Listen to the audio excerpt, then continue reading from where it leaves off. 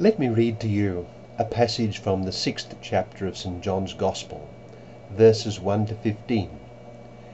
It's the Gospel for Friday of the second week of Eastertide. St. John writes, Jesus went across the Sea of Galilee. A large crowd followed him, because they saw the signs he was performing on the sick. Jesus went up on the mountain, and there he sat down with his disciples. The Jewish feast of Passover was near. When Jesus raised his eyes and saw that a large crowd was coming to him, he said to Philip, "Where can we buy enough food for them to eat?" He said this to test him, because he himself knew what he was going to do. Philip answered him, 200 days' wages worth of food would not be enough for each of them to have a little.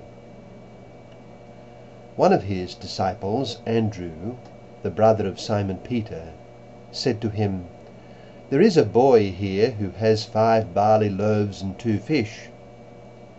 But what good are these for so many?" Jesus said, "Have the people recline."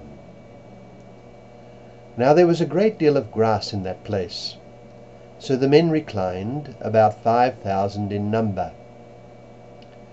Then Jesus took the loaves, gave thanks, and distributed them to those who were reclining, and also as much of the fish as they wanted. When they had had their fill, he said to his disciples, "Gather the fragments left over, so that nothing will be wasted." So they collected them and filled 12 wicker baskets with fragments from the 5 barley loaves that had been more than they could eat. When the people saw the sign he had done, they said, "This is truly the prophet, the one who is to come into the world." Since Jesus knew that they were going to come and carry him off to make him king, he withdrew again to the mountain alone. Well, that is from the 6th chapter of St. John's Gospel, verses 1 to 15. And what does it suggest to us? Well, in his Gospel, St. John almost invariably refers to our Lord's miracles as signs. They are signs that reveal something far greater than themselves. And so by the very use of this term, St. John is inviting the reader of his Gospel, to probe what the sign is that he is recounting reveals. In the case of the great miracle of our passage today, it points to something great that happened in the past, and by hindsight we can see that it pointed to something far greater still that lay ahead in the future. In our scene today, there were thousands who had been following our Lord because of the signs he was performing on the sick. And a little later, we learn that the men alone numbered 5,000.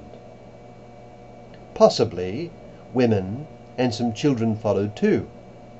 It just may have been, therefore, a few thousand more, who knows? Out of virtually nothing, our Lord fed all these people, taking a handful or two of food, and praying over it, and ordering that this pittance be distributed to the vast throng. It was a spectacular sign, surely reminding the people of how, at the prayer of Moses, God fed the children of Israel in the wilderness with manna. That is to say, they had before them another Moses, or more correctly, the great prophet whom Moses foretold would come, and one who could lead them as their king. Christ was indeed a king, and an invincible one at that, but of course, as he stated to Pilate, his kingdom was not of this world. His reign will never end, And the feeding of the thousands in the desert surely reminds each of his disciples that he will sustain all those who choose to follow him in the journey of life. They will never be truly hungry, nor will they thirst, for they will have the bread of life, which he, the new Moses, would give them. It is that bread of life coming from heaven, which our miracle today is also a sign of. Christ would continue to feed the multitudes, and would do so till the end of the world. It was not just a one-off occasion that harkened back to the feeding of the people of God with manna in the desert. It pointed to what would happen in the future. The very next day in Capernaum, according to St. John's account, in the same chapter a little later, our Lord spoke of the bread from heaven that he, the Son of Man, would give them. Stunningly, in that later passage, he told them that his own flesh and blood would be this food. One of the amazing things about this is the directness with which our Lord taught this doctrine. He did not even tell them that those who ate his flesh and drank his blood would do so not physically but sacramentally. That would be made clear to his apostles and disciples and the infant church. Our Lord proclaimed his doctrine publicly in the synagogue at Capernaum, and his hearers were asked to accept it as it stood. There were no qualifications given to his proclamation that his flesh would be real food and his blood real drink, and that unless his flesh were eaten and his blood were drunk, they would have no life in them. Perhaps our Lord did not explain publicly that this would be a sacrament, because if he had done this, people may have thought that the eating and drinking of the sacrament of his body and blood would be nothing other than a symbol, a sign. Our Lord meant it literally. They may have thought that our Lord was speaking metaphorically and not literally. That is speculation, my speculation. But what is clear is that the feeding of the thousands in our gospel text today is a sign of God's plan to feed mankind with the true bread from heaven, which is the body and blood of Christ his Son.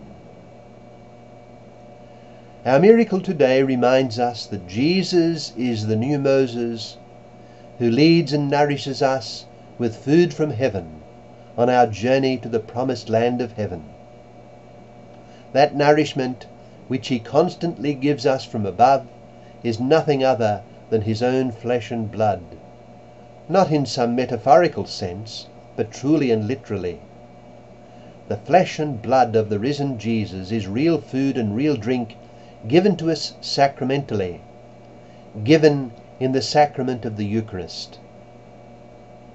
By means of it, we live in him, and he lives in us.